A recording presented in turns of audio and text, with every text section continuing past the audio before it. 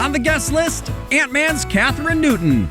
So now that you have been part of making and releasing such a successful movie in the Marvel Cinematic Universe, what would you say has stood out to you as the best part of being in the MCU, and what's something that's maybe the most surreal or overwhelming?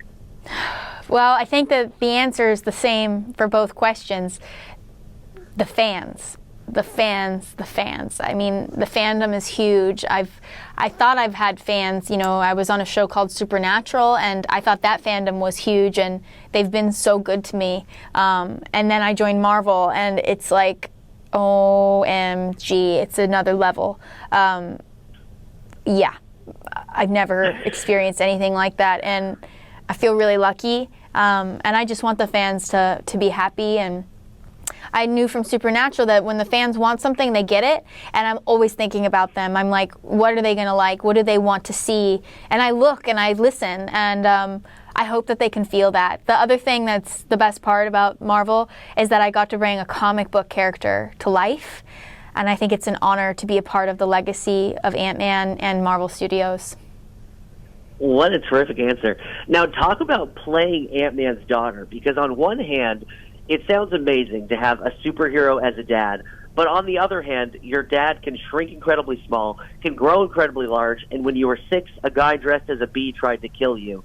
So it's probably a little bit weird too, right? I think it's Cassie Lang's norm. The fact that someone tried to kill her when she was 6, and now she's a little superhero with her super suit from her grandpa and her grandma, Janet and Hank.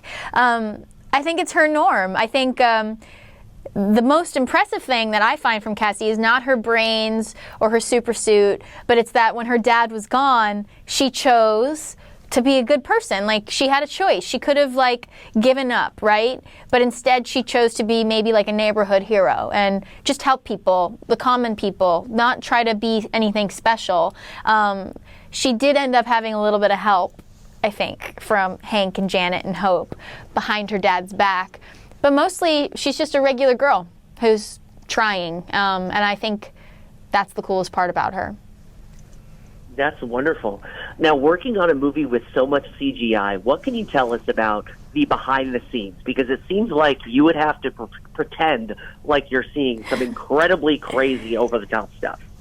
Yes, I did a lot of feeling ridiculous on this movie. The best part is that once you start to feel a little bit ridiculous, I'd look over at Paul, and he would look absolutely ridiculous, and I'd just lose it. I couldn't keep it together. I was like, there's no way, no one's going to watch this. There's no way anyone's going to watch this. We are terrible. But that would be for one take or something, and then we'd get it together, and we're really in it. But I got to admit, it's all because of our director, Peyton Reed. Without him, I would have no idea what I was doing. And Paul. Paul made me laugh.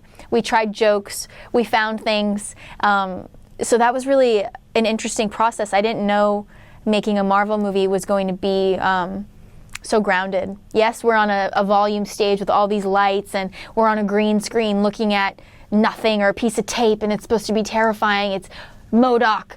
But it didn't matter because we were in such good hands that I was able to let go of feeling ridiculous and just really be grounded in Cassie and what she's really feeling. You got to go there. You got to commit, and that's what I learned from this movie. You can't be afraid of anything. You just got to do it. That's so cool. Now, Paul Rudd seems like he would be just so much fun. What a joy to work with.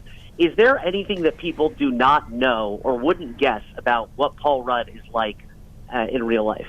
I mean, maybe people would guess this, but I didn't know how how smart he was. He's really funny. Everyone knows he's funny. And then he does this other really cool thing where he would set me up to be funny. Like, he would say something improvised, and then whatever answer I came up with, I could say any word, and it would be hilarious. So I think that's kind of genius. But he also, he knew a lot of facts about just stuff. He knew all this stuff about Paul Newman, and then he knows a lot about, movies and cinema, and then, lots of just random things, about athletes. And I'm like, this guy's really smart. So he's also just extremely intelligent. Yeah, that's super cool. I feel like you would have to be incredibly smart to, at this point, keep track of the Marvel Cinematic Universe. He You know, is, and he 31 secretly knows movies a lot now, more. Phase 5 of the MCU. And how close do you think you are to being an expert in all things Marvel at this point? No chance. Never going to happen. I thought I was an expert. Like, I've seen all the movies, but there's so much to know. And the other cool thing is there's so much to discover. There's so many comics. Even for Cassie Lang, I got all the comics, but you know, this movie is a new version of Cassie Lang. As much as knowledge as I can get from all the comics, this is a new girl. This is a new version of her, a new young hero. So I don't think I'll ever be an expert, and I think I'm always going to be learning. I mean, as an actor, for one, this was a definite new experience, and I learned a lot from making this movie. But for Cassie, I'm still figuring her out, and I think she's still got a long way to go. I love that. And last question for you. The quantum realm, the multiverse, it deals so much with alternate realities. You're obviously such an incredibly talented actress, but have you ever thought of the alternate reality where you could have just pursued golfing and be in the LPGA right now? Oh, I've definitely thought about it, but I think that it would take a lot of work. But, you know, maybe there's another, you know, timeline, like in Kang and this dynasty, there's another dimension where I am a pro golfer and I was never in a Marvel movie. I love that this movie kind of deals with timelines and this big picture of being infinite. I think it's kind of hard to understand. And I love that the movie's trying to tackle this big idea of like, you're infinite, okay? There's a million different versions of you. Like, that's crazy. So, yeah, I bet I am a professional golfer in another universe somewhere.